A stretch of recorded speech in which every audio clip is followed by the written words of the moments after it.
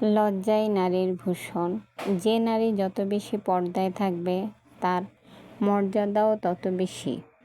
উলঙ্গ নারী মূল্যহীন। ইদানিং উঠতি বয়সের মেয়েদের দিয়ে নাটক সিনেমা বানানোর কৌশলে মেয়েদের করা হচ্ছে পর্দাহীন।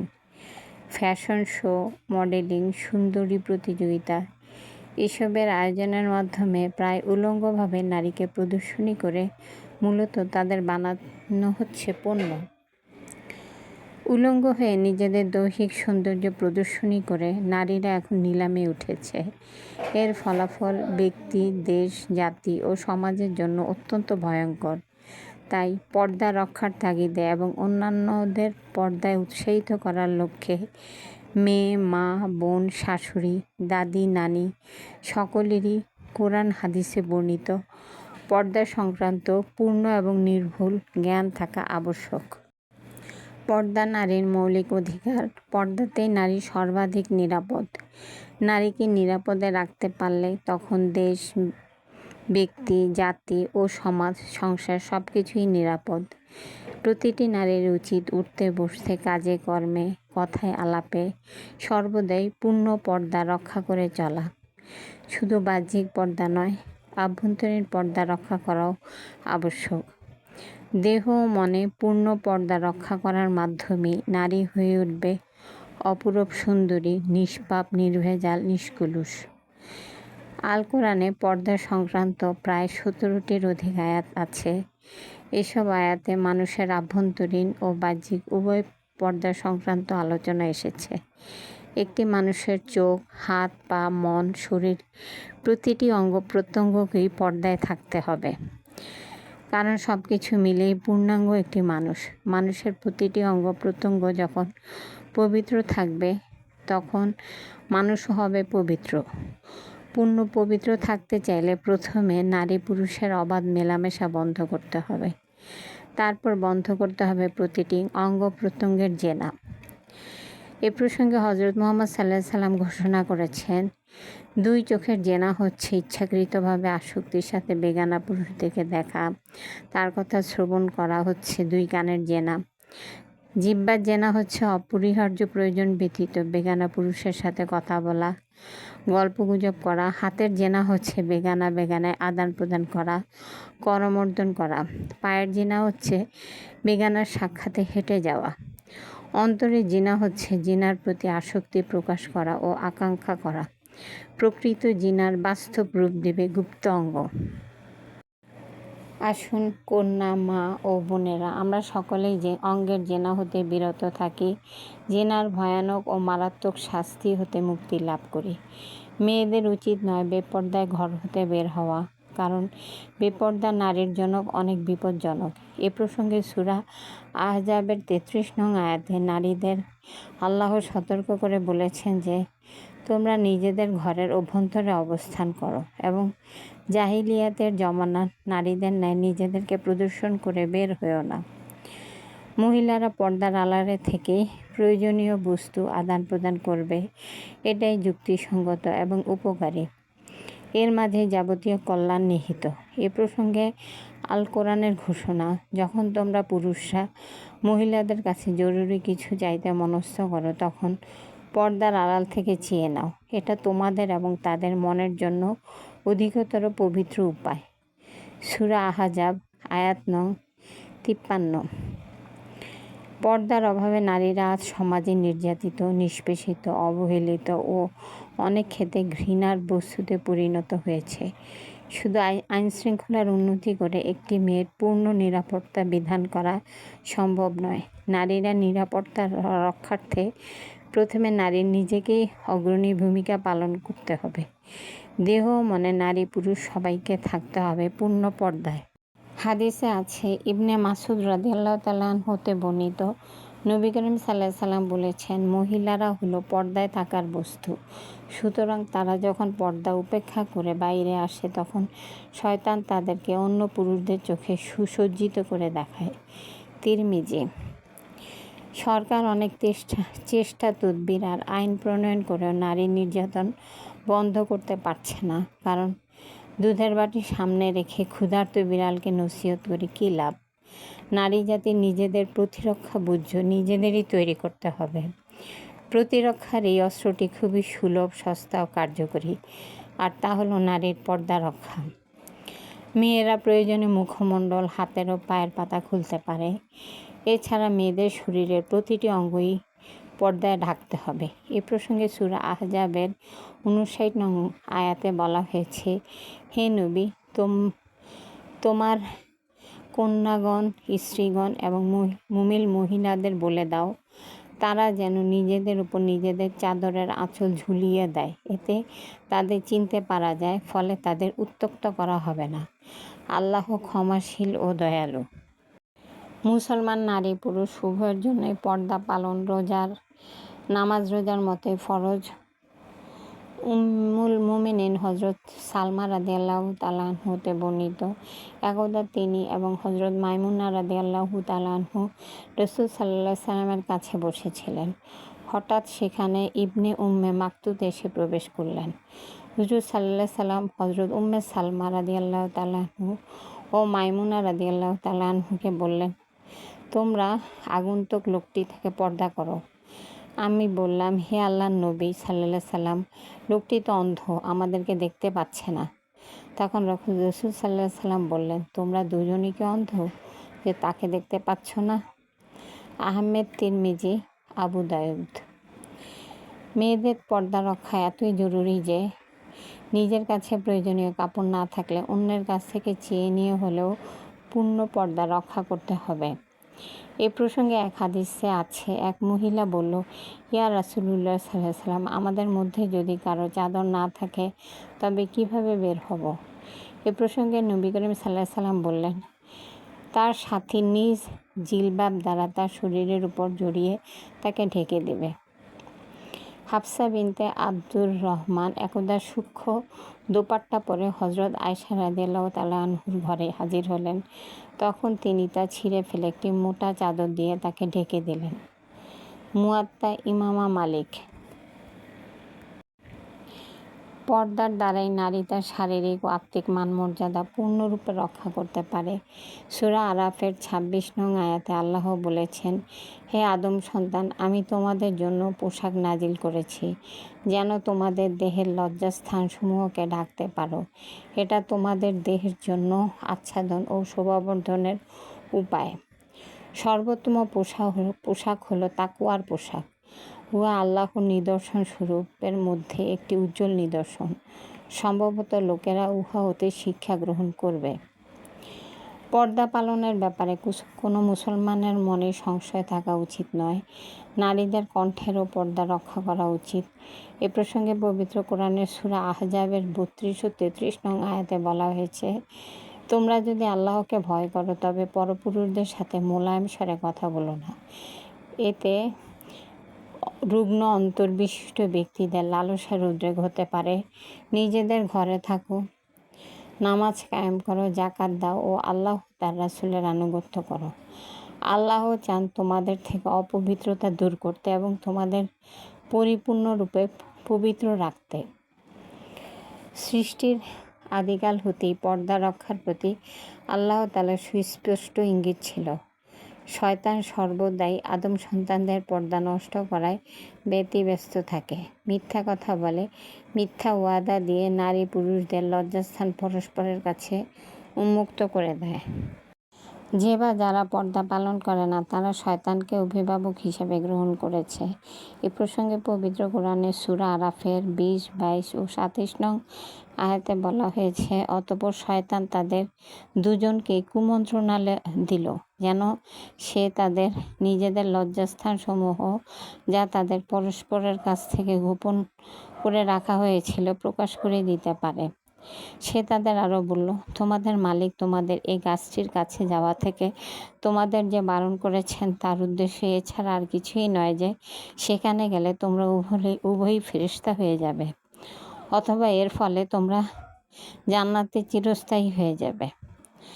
আল আরাফ আয়াত নং ২০। এভাবেই সে তাদের দুজনকে প্রতারণার জালে আটকে ফেলল। অতঃপর একসময় যখন তারা উভয়ই সে গাছ ও তার ফল আস্বাদন করল, তখন তাদের লজ্জাস্থানসমূহ তাদের উভয়ের সামনে খুলে গেল। সাথে সাথে তারা জান্নাতের কিছু লতা পাতা নিজেদের উপর জড়িয়ে নিজেদের গোপন স্থানসমূহ ডাকতে শুরু করলো। তাদের মালিক তখন তাদের ডাক দিয়ে বললেন, আমি কি তোমাদের উভয়কে এই গাছটির কাছে যেতে নিষেধ করিনি? এবং আমি কি তোমাদের একথা বলে দিইনি যে শয়তান হচ্ছে তোমাদের প্রকাশ্য দুশ্মন? আল আরাফ আয়াত নং 22। শয়তানের প্ররোচনাতেই মানুষ পর্দা খুলে ফেলে এবং তখন নানাবিধ বিপদ ও পাপে পতিত হয়। শয়তান আমাদের প্রকাশ্য শত্রু। এ ব্যাপারে আল্লাহ আমাদের বারবার সাবধান করে দিয়েছেন। আল্লাহ বলেছেন, হে আদম সন্তানরা, শয়তান যেভাবে তোমাদের পিতামাতাকে জান্নাত থেকে বের করে দিয়েছে, তেমনি করে তোমাদেরও সে যেন প্রতারিত করতে না পারে। শয়তান তাদের উভয়ের দেহ থেকে তাদের পোশাক খুলে ফেলেছিল, যাতে করে তাদের উভয়ের গোপন স্থানসমূহে উভয়ের কাছে উন্মুক্ত হয়ে পড়ে। মূলত সে নিজে এবং তার সঙ্গী সাথীরা তোমাদের এমন সব স্থান থেকে দেখতে পায় যেখান থেকে তোমরা তাদের দেখতে পাও না। যারা আমাকে বিশ্বাস করে না তাদের জন্য শয়তানকে আমি অভিভাবক বানিয়ে দিয়েছি। আল আরাফ আয়াত নং 27। অতিশয় বৃদ্ধ মহিলাদের ব্যাপারে পর্দা সংক্রান্ত আল্লাহর ঘোষণা, যে সকল অতি বৃদ্ধা স্ত্রীলোক পুনরায় কোনো বিবাহের আশা পোষণ করে না, তারা যদি দোপাট্টা খুলে রাখে তাহলে তাতে কোনো দোষ নেই। তবে শর্ত এই যে বেশভূষা প্রদর্শন করা যেন তাদের উদ্দেশ্য না হয়। এই ব্যাপারে সাবধানতা অবলম্বন করা তাদের জন্য মঙ্গলময়। আর আল্লাহ সব কিছু জানেন ও শুনেন। আন-নূর আয়াত নং 60। পর্দা হচ্ছে লজ্জার ঢাল স্বরূপ। নবী করিম সাল্লাল্লাহু আলাইহি ওয়াসাল্লাম ইরশাদ করেন, লজ্জা ঈমান আর ঈমানের বিনিময়ে জান্নাত। তিরমিজি। যে ব্যক্তি নিজের জিহ্বা এবং লজ্জাস্থান নিয়ন্ত্রণ রেখেছে সে সোজা জান্নাতে যাবে। আহমদ তাবারানি। নবী করিম সাল্লাল্লাহু আলাইহি ওয়াসাল্লাম আরও বলেছেন, আল্লাহ লজ্জাশীলতা ও আবরণ পছন্দ করেন। যে নারী তার স্বামীর গৃহ ব্যতীত অন্যত্র শরীয়ত বিরুদ্ধ কাজ করার মানুষের পোশাক খুলে ফেলে, সে আল্লাহ প্রদত্ত ঢালকে ভেঙে ফেলল। পর্দা ঈমান বা বিশ্বাসীরই বহিঃপ্রকাশ ঘটায়। আল্লাহ তাআলা পর্দাশীলদের বিশ্বাসিনী নারী হিসাবে অভিহিত করেছেন। একদা বনু তামিম গোত্রের কিছু মহিলা স্বচ্ছ পোশাকাদি পরে হজরত আয়েশা রাদিয়াল্লাহু তাআলা আনহুর সাথে সাক্ষাৎ করতে এলে তিনি ওই নারীদেরকে বলেছিলেন, তোমরা যদি সত্যি ঈমানদারী ও বিশ্বাসী নারী হয়ে থাকো তবে এগুলো নিশ্চয়ই বিশ্বাসী নারীদের পোশাক নয়। আর তোমরা যদি বিশ্বাসিনী নারী না হয়ে থাকো তবে এসব উপভোগ করো। যাদের সাথে বিয়ে জায়েজ তাদের সবার সাথেই বিনা প্রয়োজনে ও পর্দা ব্যতীত দেখা সাক্ষাৎ হারাম। এ প্রসঙ্গে আল কোরআনের ঘোষণা হলো, হে নবী, মুমিন পুরুষদেরকে বলে দিন তারা যেন নিজেদের চোখকে বাঁচিয়ে চলে এবং নিজেদের লজ্জাস্থানসমূহের হেফাজত করে। এটা তাদের জন্য উত্তম যা তারা করে। আল্লাহ সে বিষয়ে পুরোপুরি অবহিত। আন-নূর আয়াত নং 30।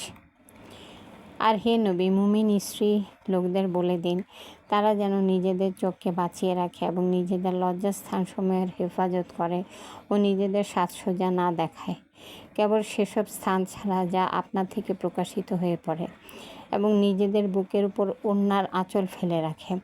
তারা যেন তাদের স্বামী, পিতা, স্বামীদের পিতা, নিজেদের ছেলে, স্বামীদের ছেলে, তাদের ভাই, ভাইয়ের ছেলে, বোনদের ছেলে, নিজেদের স্ত্রী, অধিকারভুক্ত সেবিকা কিংবা এমন শিশু যারা এখনও মহিলাদের গোপন অঙ্গ সম্পর্কে কিছুই জানে না, এমন মানুষ ছাড়া অন্য কারোর সামনে তাদের সৌন্দর্য প্রকাশ না করে।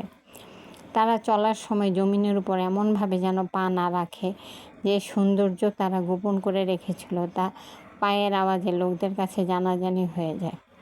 হে মুমিনগণ, তোমরা সবাই আল্লাহর দরবারে তওবা করো, আশা করা যায় তোমরা নাজাত পেয়ে যাবে। আন-নূর আয়াত নং 31।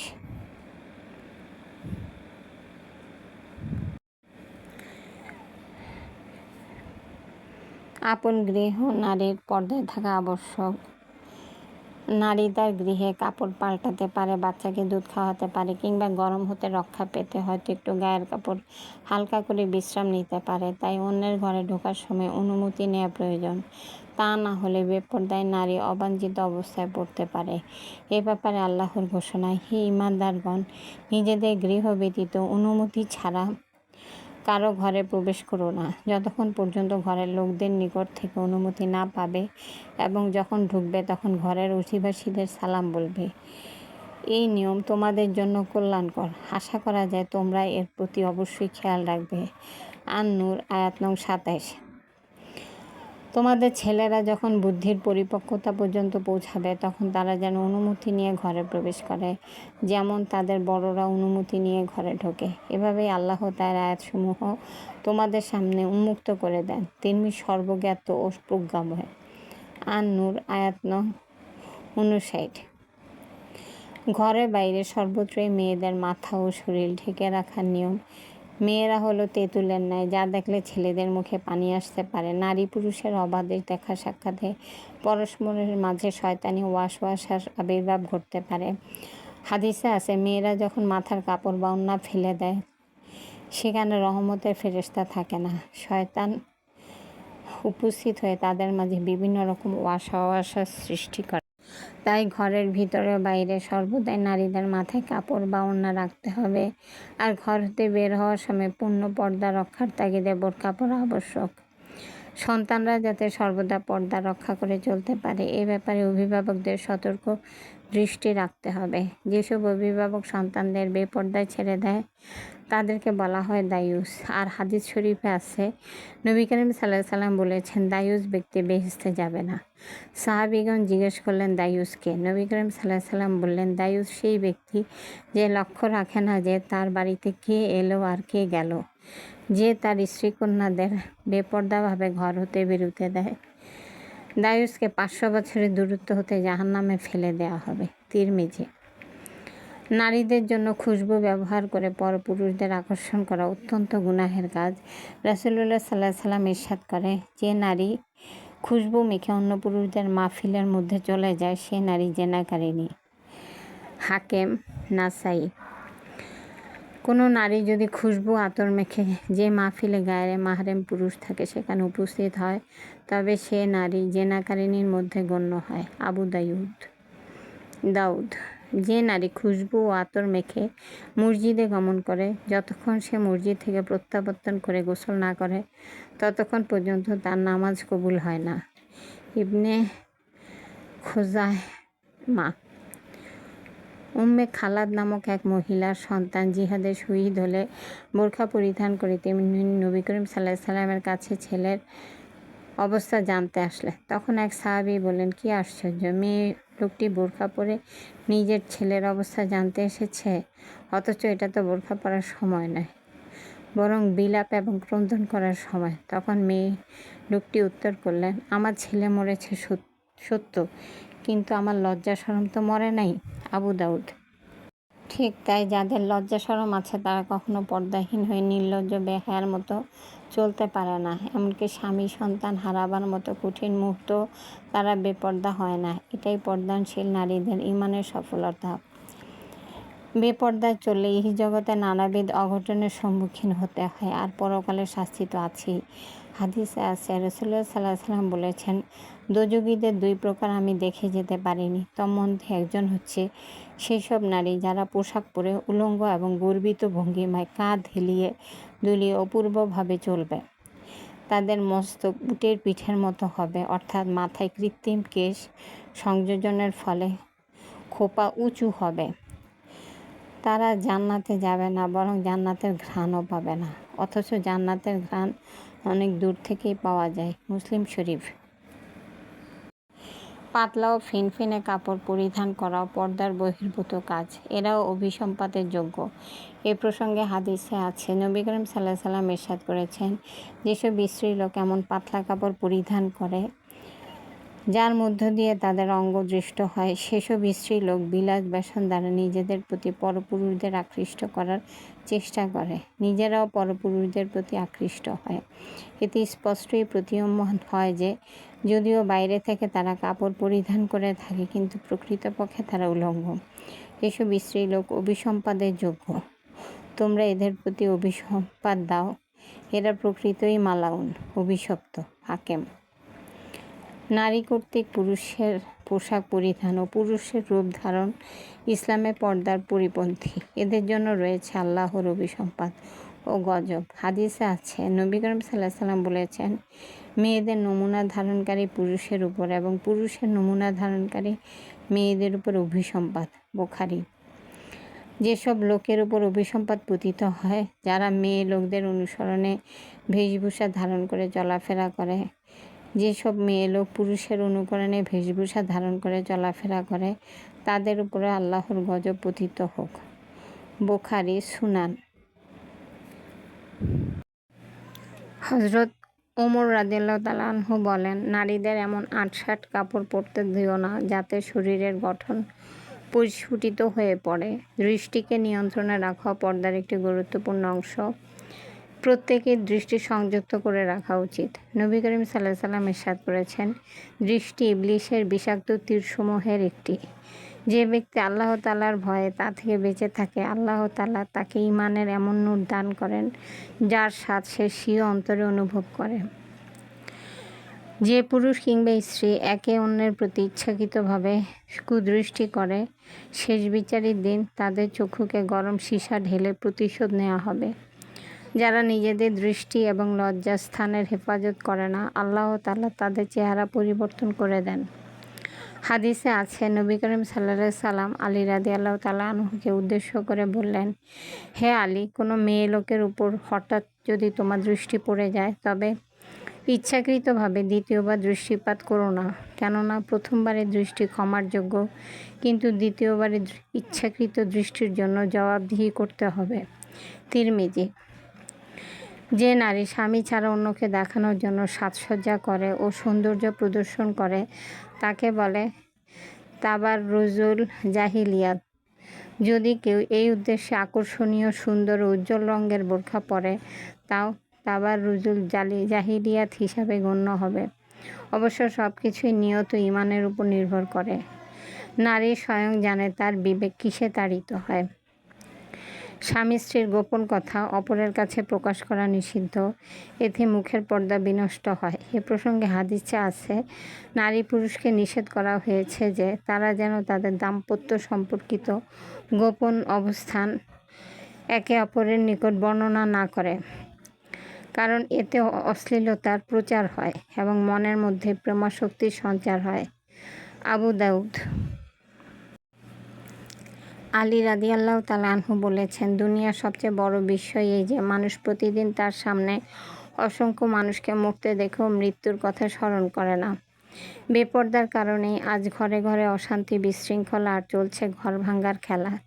নারী পুরুষের জীবন যে আজ কত দুর্বিষহ, বিপর্যস্ত, বেসামাল ও দুর্গতিগ্রস্ত হয়ে পড়েছে, তা দেখেও আমরা পর্দার গুরুত্ব অনুধাবন করতে পারি না। তবে ইহকালে সীমাহীন দুর্গতি তো আছেই, আর পরকালে অনন্তকাল জ্বলতে হবে দোজখের আগুনে। বেপর্দায় চলে একজন সিনেমার নায়িকা একাই পারে লক্ষ কোটি পুরুষের চোখকে খারাপ করে দিতে। বেপর্দার ফলাফল অত্যন্ত ভয়াবহ। মৃত্যুর পর মহিলাদেরকে পর্দার জন্য কঠিন বিচারের সম্মুখীন হতে হবে। হাদিসে আছে, দোজখীদের অধিকাংশই হবে নারী, তাই সব নারীদেরই উচিত পূর্ণ পর্দা রক্ষা করে চলা। মূর্খ, বোকা ও অবলা নারীরাও হয়তো ভাবতে পারে তাদের উপর জোর করে পর্দার বিধান চাপিয়ে দেওয়া হচ্ছে। আসলে তা নয়। পর্দা নারীর মৌলিক অধিকার। পর্দার সাথে চলতে পারাটাই নারীর ন্যায্য পাওনা। মেয়েরা হীরার চেয়েও বেশি মূল্যবান, তাই তো 7 পর্দার মাঝে লুকিয়ে রাখা নিয়ম এই অতি মূল্যবান সতী নারীদের। আসুন মা ও বোনেরা, আর দেরি নয়, আমাদের মূল্য আর আমরা না কমাই। আজ থেকে, এই মুহূর্তে থেকে আমরা থাকি পূর্ণ পর্দায়। আল্লাহ আমাদের সহায় হন, আমিন। আমার এই আর্টিকেলটি দৈনিক ইনকিলাবের ইসলামী জীবন পাতায় 22শে এপ্রিল, 14ই এপ্রিল, 19শে এপ্রিল, 21শে এপ্রিল 2009 সালে ধারাবাহিকভাবে ছাপা হয়। আপনারা জানাবেন এই লেখাটি কেমন লাগলো। আপনাদের মতামতের উপরেই আমার ভবিষ্যতের পথ চলা নির্ভর করবে। ভালো মন্দ অবশ্যই জানাবেন কেমন লাগলো। আপনারা ভালো থাকুন। ইনশাল্লাহ ভবিষ্যতে আবারও অন্য কোনো ভিডিওর সাথে দেখা হবে। আজকে এ পর্যন্তই। আসসালামু আলাইকুম ওয়া রাহমাতুল্লাহি ওয়া বারাকাতুহু।